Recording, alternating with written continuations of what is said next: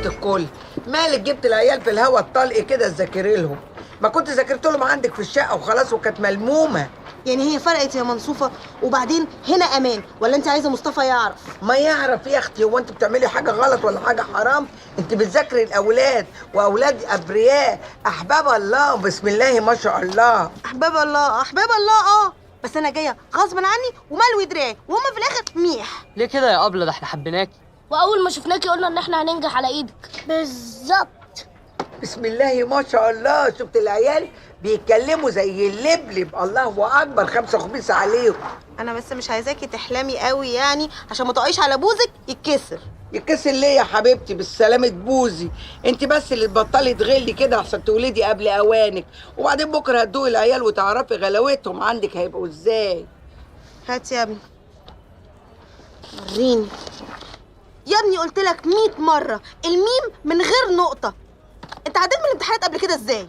الله، انت بتشخطي في العيال كده ليه؟ انت هتطرشيهم الكلمتين اللي اديتهم لهم ولا ايه؟ ما تحترمي نفسك بقى، بشويش على العيال عشان يفهموا. على فكره بقى انا اتعقدت من التعليم ولا عايز يعلم حاجه اصلا. اتعقدي براحتك بعيدة عننا وعن ولادي. انت هتعقديهم قبل ما يتعلموا ولا ايه؟ انا عايزاهم يطلعوا عيال متفتحين ومنورين. ما تحترمي نفسك بقى. الله. طب بالمناسبه بقى ابنك راضي ما بيعرفش يتكلم. ابني راضي ما بيعرفش يتكلم؟ ما بتعرفش تتكلم يا واد؟ بالظبط. بسم الله ما شاء الله، الله اكبر، يسلم بقك، 5 وخميسة عليهم. عايزه ايه تاني اكتر من كده من العيال؟ ذكاء وتعليم. على فكره بقى مش قميص ده اللي انا هتذل عشانه، القمصان ماليه الفترين. سكوز مي، عندك ماليه البتارين ده ايه؟ ده انا ممكن اطلع لك علم الفراشه ده يخليك تلف حوالين نفسك. وبعدين قميص ايه؟ اوعى تكوني بتتحنجلي عشان تجيبي قميص بالبتارين دي تديها لجوزك وتراضيه. لا يا حبيبتي، القميص جوزك عارفه، ده ابوه اللي جايبهوله.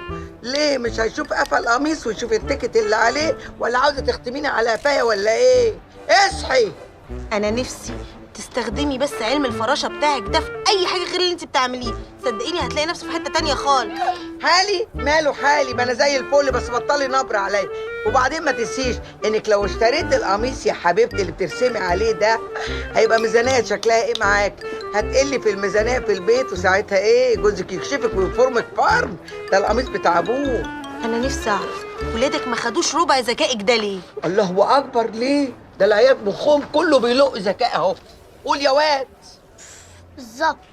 اهو مالك سخسخت ليه؟ قريتش على الواد خلاص بيطلع في الروح منك. الو. ايوه يا شريف، ايه الحلقه اللي انت عملتها النهارده دي؟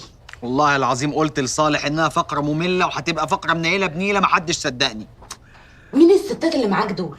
يا ساره يا ساره، انت هتغيري من ستات عواجيز يا ساره، دي اقل واحده فيهم بلغت من العمر اتنحوا يا ماما، مش كده يا ماما؟ غير ايه بس؟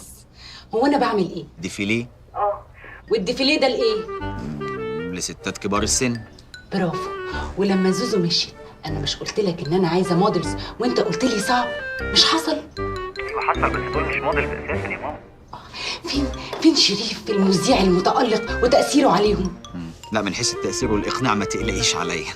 بقول لك ايه، اعمل حسابك ان انا هاجي اعمل فقره معاك في البرنامج دعايه للديفيليه بتاعي. وما اعملش حسابك في ازازتين زيت وربع حلاوه بالمره. باي.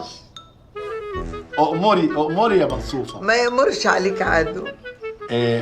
مزنوقة في قرشين ولا حاجة؟ لا، منصوفة عمرها ما تزنق، هي منصوفة بأمرك يا رب. لا يا حبيبي، أنا جايبة أمانة بس للمدام تخصها. أمانة؟ أكيد حاجة وقعت منها، هي دايما توقع الحاجات وتضيع منها، وواضح إنك أنت أمينة وإيديكي نظيفة. لقيتي إيه؟ لقيت سيناريو أهو، وأكيد المدام ما رمتوش. عارف ليه ما رمتوش يا حاج؟ لأن السيناريو ده بعته لها طليقها عشان تمثله، فمش ممكن ترميه في الزبالة. السيناريو؟ ايوه، ده احنا دايخين عليه والله، قلبنا عليه البيت خالص يعني، واكيد وقع في الزباله غلط. لا يا حاج، ده ما وقعش في الزباله، مش المدام اللي هترميه وبتاع طليقها.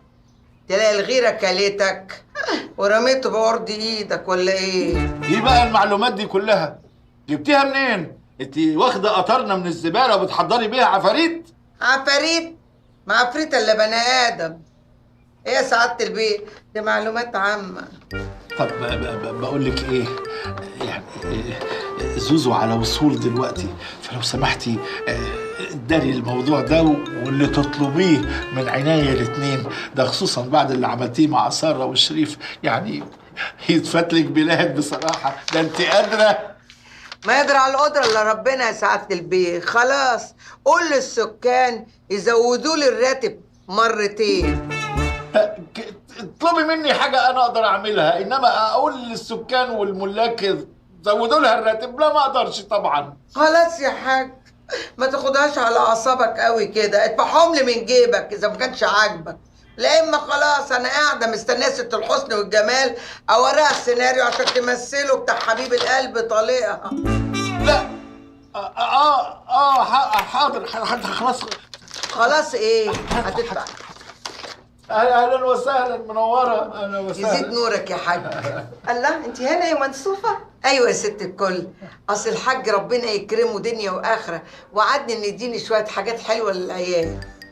العيال كتاكيتي حبايبي، وحشوني ربنا يخليك، وانت كمان وحشتوني. انا كمان، انا حالا اجيب لهم ربنا الحاجات يخليك. الحلوه. اتفضل يا حاج، اتفضل اتفضل. حالا. والله انا عايزه اشكرك يا منصوفه قوي. شكر على واجب يا ست الكل، انت تأمريني. لولا اللي انت عملتيه معايا مع ساره كان زمان لغايه دلوقتي لسه شغاله معاها ببلاش وفضلت على عمايه. بس انا بقى عايزاكي بنباهتك وبشطارتك دي تلمي لي كل الزباله بتاعتها، خلينا ندور فيها كده عشان نوقف لها الديفيليه ده. الله اعلم مشغله مين تاني معاها مصلحه. من عين الاتنين يا ست الكل. قال يا جارية اطبخي يا سيدي، كلف كله بتمنه. لا من الناحيه دي ما تقلقيش خالص، حقك محفوظ. بس انت هاتيلي الحاجه الاول. عينيا. ايه يا حاج؟ الحاجات الحلوه بتاعت العيال يا حجيجه. ابدا يا شريف، انا مش موافق يا شريف، مش هينفع يا شريف.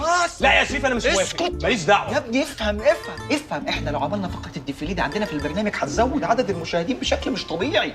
يا شريف خالتي تشتغل في موضوع التركماشي، انما خالتي تبقى موديل وتتدلع، لا انا ما اسمحلكش يا شريف.